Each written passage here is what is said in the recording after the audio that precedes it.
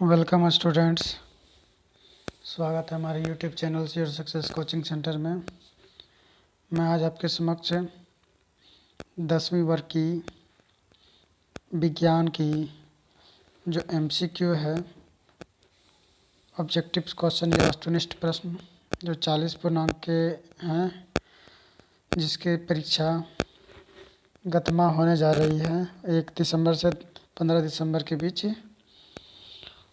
उसके लिए जो झारखंड अधिविद्य परिषद या झारखंड शैक्षिक अनुसंधान और प्रशिक्षण परिषद द्वारा जो मॉडल सेट तैयार की गई है, उसका सेट का जो दूसरा सेट है, उस सेट को मैं आपके समक्ष पेश कर रहा हूं। तो चलिए इस पर विलंब ना करते हुए हम जो टॉपिक हमारा है, विषय है, उस विषय वस्तु की ओर चलते हैं। तो हमारा जो पहला प्रश्न जो है उसकी ओर हम चल रहे हैं कि यदि किसी अवतल दर्पण की फोकस दूरी f तथा वक्रता त्रिज्या r हो तो f इक्वल टू r/2 होता है। फोकस दूरी वक्रता त्रिज्या का आधा होता है और फोकस दूरी वक्रता त्रिज्या का आधा होता है, या तो r बराबर 2f होता है। तो फोकस दूरी वक्रता त्रिज्या का आधा होता है या वक्रता त्रिज्या फोकस दूरी का दोगुना होता है। तो इसका उत्तर हो जाएगा हमारा f इक्वल टू r/2। प्रकाश के परावर्तन के कितने नियम? तो प्रकाश के परावर्तन के 2 नियम हैं। समतल दर्पण द्वारा प्रतिबिंब होता है, तो समतल दर्पण द्वारा बना प्रतिबिंब हमेशा काल्पनिक होता है और सीधा होता है। वाहनों के पश्च दृश्य दर्पण में किस दर्पण का उपयोग किया जाता है?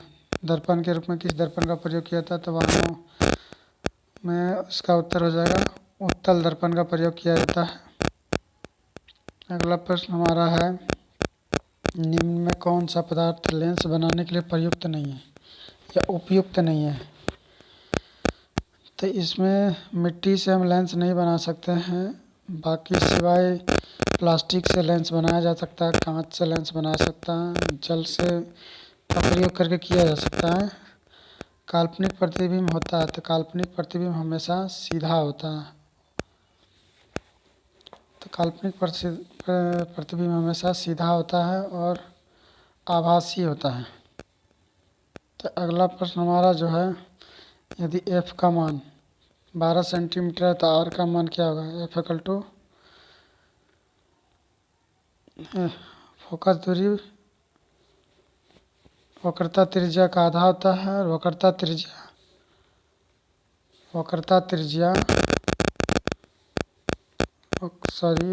त्रिज्या जो हो गया,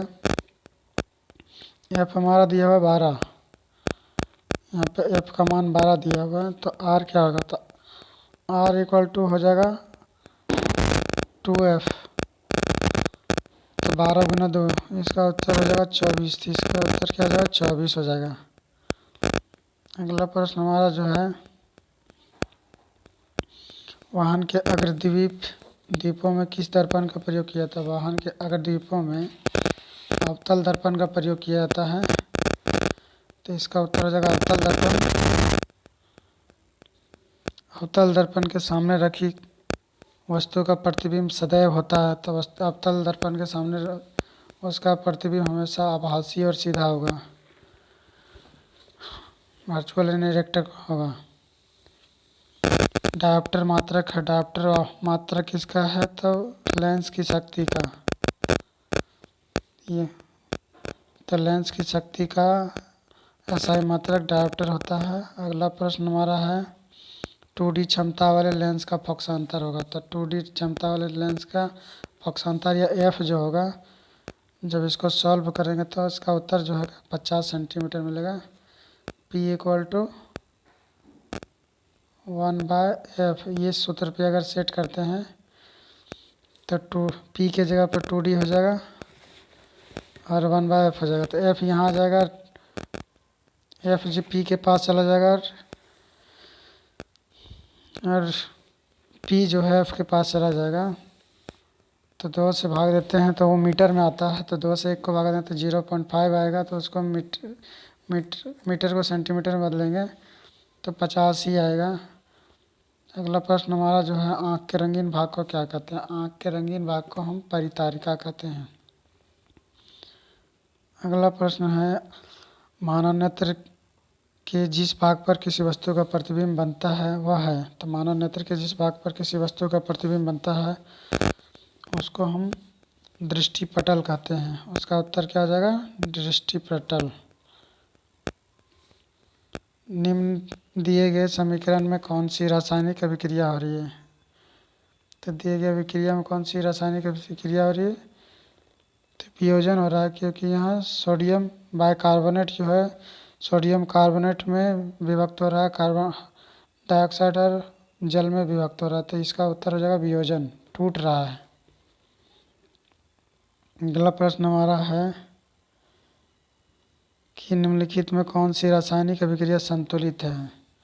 तो संतुलित जो हो जाएगा इसमें रासायनिक अभिक्रिया zinc plus copper sulphate, zinc की अभिक्रिया जब कॉपर सल्फेट के साथ करते हैं, जिंक सल्फेट और कॉपर को विस्थापित करता है, तो ये डी इसका उत्तर सही होगा।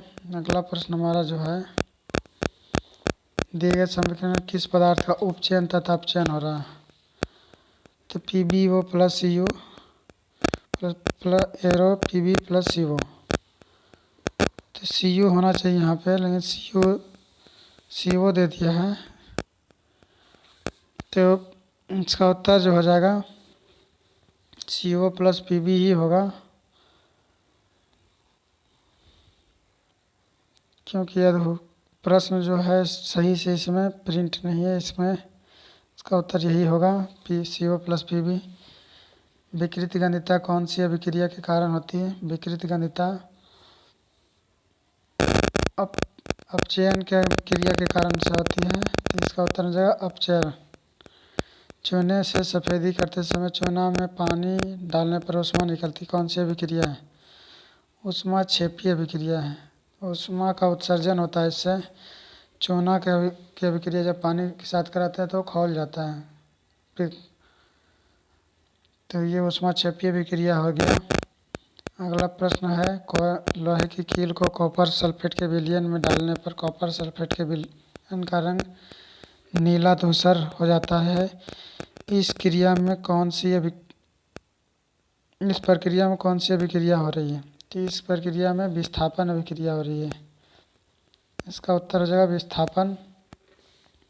अगला प्रश्न है, निम्न में से कौन सा प्राकृतिक सूचक है? तो प्राकृतिक सूचक हो जाएगा लिटमस।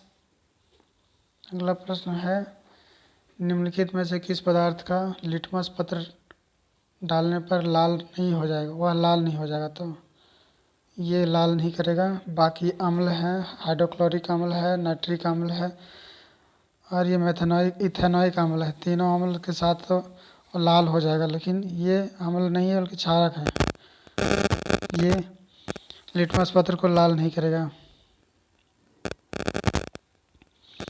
अगला प्रश्न हमारा जो है, नीचे दिए गए किस लवण में क्रिस्टलीकरण का जल मौजूद है? तो सोडियम बाइकार्बोनेट NaHCO3, इसमें क्रिस्टलीकरण का जल मौजूद होता है। क्रिस्टलीकरण लवण का जल की अनुपस्थिति में हाइड्रोक्लोरिक अम्ल अपना अम्लीय गुण प्रदर्शित नहीं करता, क्योंकि वह उदासीन हो जाता है। अगला प्रश्न हमारा है, ABCD, ए का pH मान 2, बी का pH मान 7 और सी का pH मान 14 दिया, सी का 10 और डी का 14 है। तो इसमें कह रहा है कौन सा अम्ल है? तो अगर 7 से कम होता तो अम्ल होता, तो यहाँ 2 दिया हुआ है, 2 A के लिए है, तो ए हमारा अम्ल है। अगला प्रश्न हमारा है, इस चित्र में कौन सी अभिक्रिया हो रही है? तो इस चित्र में कौन सी अभिक्रिया हो रही है? इस चित्र में वियोजन अभिक्रिया हो रही है, टूट रहा है सूर्य के प्रकाश की उपस्थिति में विखंडन की क्रिया या वियोजन की क्रिया हो रही है। शरीर में उत्पन्न हानिकारक अपशिष्ट पदार्थों का शरीर से बाहर निकालने की प्रक्रिया किस जैव प्रक्रम में होती है? तो इसका जैव प्रक्रम में हो जाएगा उत्सर्जन। इसका उत्तर हमारा हो जाएगा उत्सर्जन। अगला प्रश्न हमारा जो है, प्रकाश संश्लेषण में होने वाली ऑक्सीजन गैस किस यौगिक के टूटने के फलस्वरूप बनता है? तो ऑक्सीजन जो बनता है जल से टूटने के बाद बनता है, तो इसका उत्तर हो जाएगा जल। अमीबा किस प्रकार का पोषण, अमीबा में किस प्रकार का होता है पोषण होता है? तो प्राणी संभोजी पोषण। अगला प्रश्न हमारा है, लार में पाया जाता है, तो लार में कौन सा अम्ल पाया जाता है? तो लार में पेप्सिन हार्मोन पाया जाता है या पेप्सिन एंजाइम पाया जाता है। श्वसन प्रक्रिया में पायरुवेट का कार्बन डाइऑक्साइड और कार्बन जल और ऊर्जा में विखंडन कहाँ होता है? माइटोकॉन्ड्रिया में। पौधों में जल तथा खनिज लवण का संवहन किसके द्वारा होता है? तो जाइलम के द्वारा। अगला प्रश्न हमारा जो है, किसी समष्टि अपना अस्तित्व बनाए रखने के लिए कौन प्रक्रिया आवश्यक है? तो इसमें उत्तर हो जाएगा जनन की प्रक्रिया। अगला प्रश्न हमारा जो हो गया, ये चित्र किस प्रकार के जनन को दर्शाता है? तो ये पुनरुद्भवन या पुनर्जनन की प्रक्रिया को दर्शाता है। तो इसका उत्तर हो जाएगा पुनरुद्भवन या पुनर्जनन। अगला प्रश्न, परागकण का एक पुष्प से दूसरे पुष्प पर स्थानांतरित होना क्या कहलाता है? तो उसको हम परागन कहते हैं। इसका हो गया पॉलिनेशन। परागन भ्रूण को माँ के गर्भाशय की किस भाग से पोषण मिलता है? प्लेसेंटा या अपरा से? एक उत्तम ऊर्जा के स्रोत की क्या विशेषता है? प्रति एकांक द्रव्यमान अधिक कार्य करें। एक उत्तम ऊर्जा स्रोत का विशेषता होना चाहिए। पवन ऊर्जा का उपयोग करने के लिए पवन की चाल कम से कम कितनी होनी चाहिए? 15 किलोमीटर प्रति घंटा कम से कम होना चाहिए। निम्न में कौन समाप्य ऊर्जा स्रोत है? समाप्य ऊर्जा स्रोत जो है कोयला है, जो बहुत जल्दी ख़त्म हो जाएगा।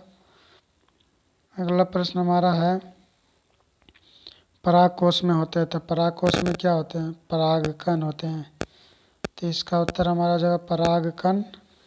आज मैंने आपके समक्ष 10वीं वर्ग की विज्ञान से संबंधित जो सेट है, दूसरा सेट आपके समक्ष रखा। यदि अभी तक आपने हमारे चैनल को सब्सक्राइब नहीं किया तो सब्सक्राइब कर लीजिए, वीडियो को लाइक कर दें और बेल आइकन की घंटी को प्रेस कर दें ताकि आप तक लेटेस्ट वीडियोज़ की अपडेट्स पहुंचती रहे। धन्यवाद।